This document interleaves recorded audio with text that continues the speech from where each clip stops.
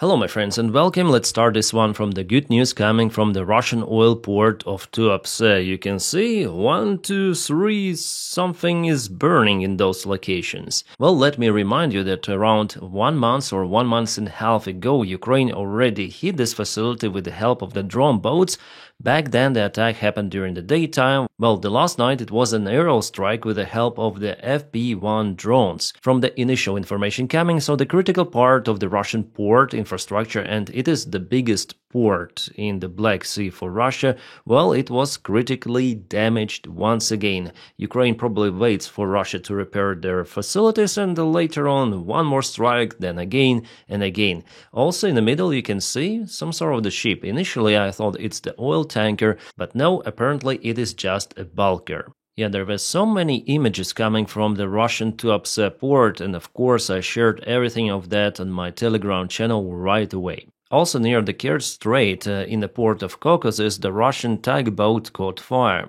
Just like that, without any strikes. Maybe just tired, but you can see that it was used as a ferry. Well, here's the picture of the Russian Tuapse port. If before this part was targeted by the drone boat, which is used for the oil supplies, well, this time Ukraine hit the other part, mostly responsible for grainy cargo. Maybe coal also out there, could be metals. As for the grain, Russia doesn't use this port, they have the other one in Sochi. Meanwhile, the Ukrainian drone army commander Magyar says that Ukraine has absolutely everything to cause severe, massive blackouts on Russian territory. Awesome. And I would say that Ukraine is pretty much effective with that. For example, those are the FP1 drones. They hit some of the energy facilities on occupied territories, even though it's not the direct military infrastructure, but it serves for the military purpose of the Russian Federation. Actually, everything serves out there for Russian army in occupied regions of Ukraine. There were multiple of the strikes on those facilities done by Ukrainian drone operators, and FP1 drones from Firepoint company play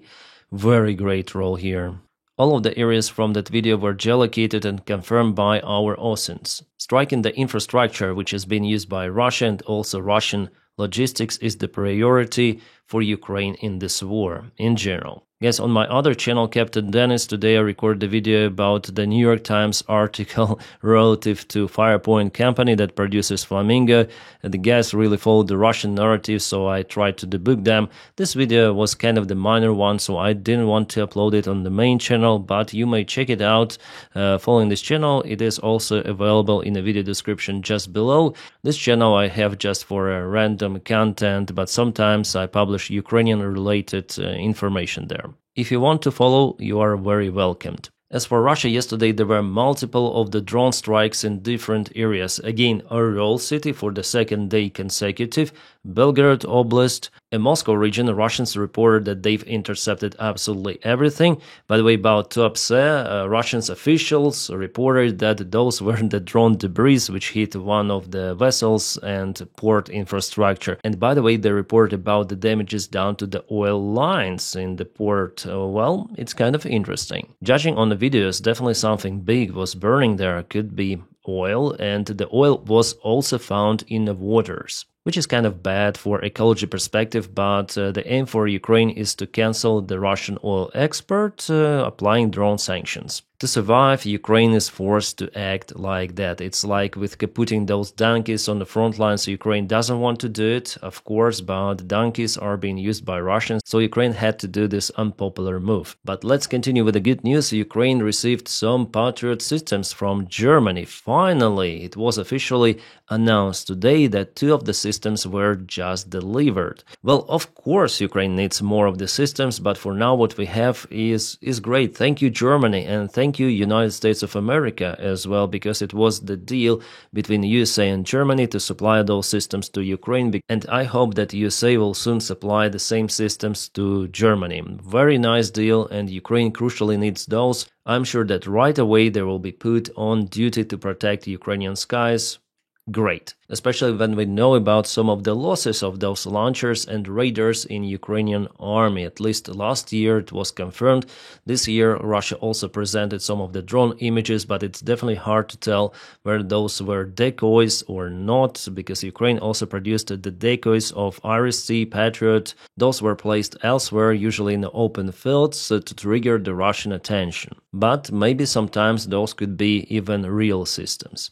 Oh, Turkey started to buy more non-Russian oil after latest Western sanctions, sources say. This information comes from Reuters, so it confirms the severity of those sanctions applied by Donald Trump. Wow, why the previous White House administration didn't do that step? Kind of weird, but what we have now is good, and I just hope that Donald Trump will start the support of Ukraine military directly. That's the next step. I didn't expect those sanctions to be applied. It was a surprise maybe for not me, but for many of the analytics, well, it happened. And many of the countries, they are now begging United States of America to relieve those sanctions, like, for example, Bulgaria or maybe Hungary, Slovakia, because they are very dependent on the Russian oil. But Donny says, no, sanctions are still there, and just purchase American oil, guys.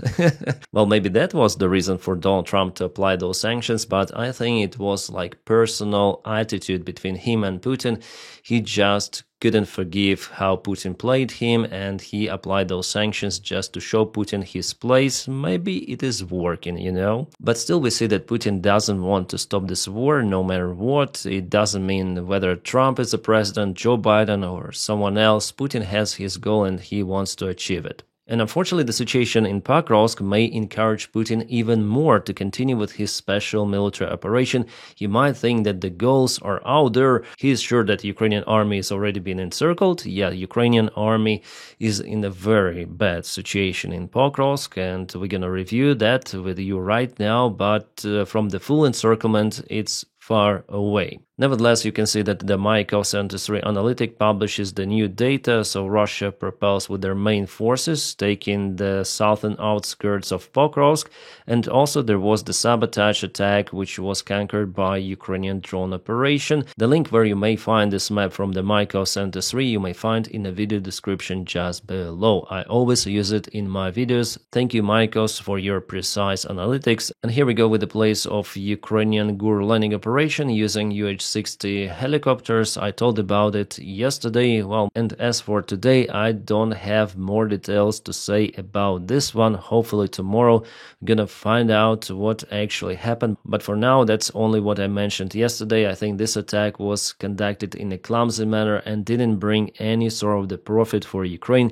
It is not just me. Many of the analytics, they speak like that, and it is truth. Looks like truth. The Deep State also comes out with their update, so here we have the Russian infiltration just into the central part of Pokrovsk. Well, here the gap between the red areas is almost 8 kilometers, but if we check out the gray area, it's very narrow, almost 3 kilometers. So very, very tight. The depth of the possible encirclement is roughly 12 kilometers, could be 10 for Suhiyar, and just imagine walking that distance under the constant drone strikes. I guess something should be done immediately for our guys to evacuate. Well, we know about the Ukrainian counterattack attempts in this region, an attempt to widen up this bottleneck to withdraw the forces properly, but it should have been done a long time ago, maybe even the last week. In Ukrainian media and Telegram channels, there was the information about the 32nd Ukrainian Brigade, the command of which didn't report the proper information to the high military command of Ukraine, and they were responsible for the southern area of Pokrovsk. Well, I don't know whether it's true or not, but definitely some of the strange signals were coming from the command of this entire region. At first, the spokesman said that Russians were spotted in Myrnograd. Later on, command itself said that spokesman is not correct. Russians are not in Myrnograd. Then we saw Russians with our own eyes on the drone videos presented and published in internet. So Russians, after all, are in Myrnograd, spotted taking some of the buildings. So this kind of the reckless information is being delivered to public. We don't know whom to trust, what is happening out there. The main thing What we understand is to save the lives of Ukrainian soldiers, to get them out of here safely. And honestly, guys, in this situation, I wouldn't even wait for the order. Just grab your things and leave. It is evident that Russians may encircle this entire area. I'm telling like that because even Ukrainian volunteers are calling Ukrainian soldiers to evacuate themselves. It's already evident what might happen in the coming days in Pokrovsk and Mirnograd direction. And as you see, judging on this gap, it's a very, very bad situation for Ukrainian army out there. It's time to withdraw at least to this road from this southern area. Well, in the northern area, this is Dobropila direction, we have some of the good news. Ukraine there is on a counterattack,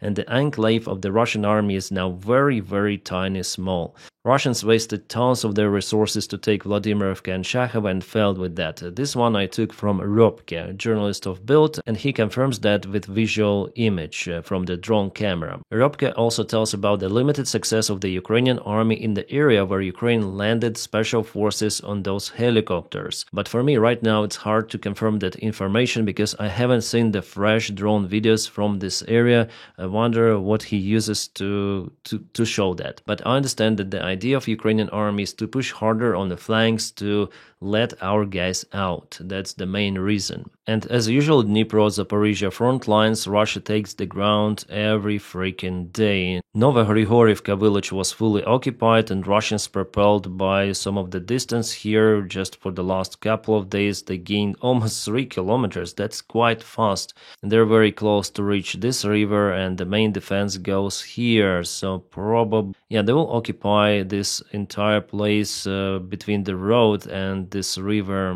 I think in a couple of months, maybe even this year. And the battle for Pokrovsk is just imminent. If they occupy it, the further goal is to go to Zaporizhia for Russians. As you might see, Zaporizhia is not that far away already from those front lines. It might look distant, but no, actually not. Kupiansk front lines, there were no major changes for the last several days. So 2 major hotspots right now, Pokrovsk and Dnipropetrovsk-Zaporizhia area, where Russians are the most active. Some new types of the Russian tanks were spotted on the front lines. Now there are lots of those wires, or cables, metal cables. As you might see, they're all around the tank. Also, it has the demining plug, very, very protected vehicle. And so I think that it's impossible to penetrate this wire defense. The only way is to access the front part. There is simply no way. Because of this thickness, it's impossible now to hit the tank from the top.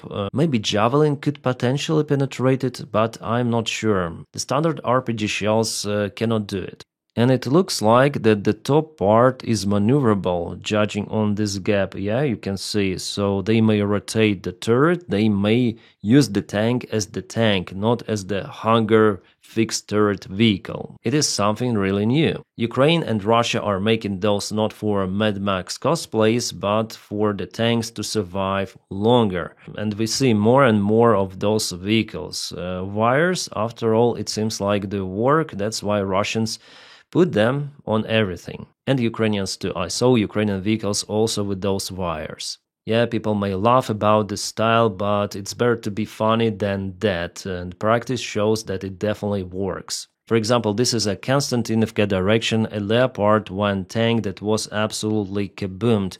If it had that kind of the armor, this situation probably was possible to avoid. Luckily, crew was not in the vehicle by the time it was kaboomed. However, inside there were some of the shells, and the armor of this tank is very, very thin, so those rods, wires, or whatsoever cages there must have on Leopard 1. But in this case, the protection was kind of weak. Oh my god, Putin was betrayed by his Serbian colleague Vucic. Vucic, you should have been pro-Russian, you know, what are you doing? You visited the Russian military parade, and now what? You want to sell Ukraine weapons? Good move.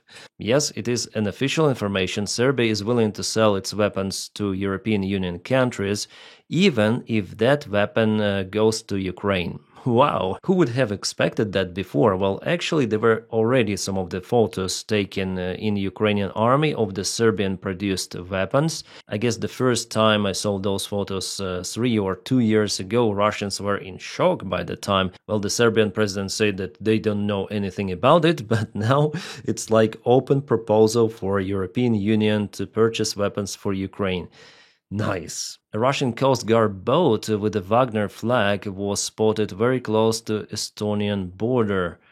It's some sort of the provocation. Should I call it like that?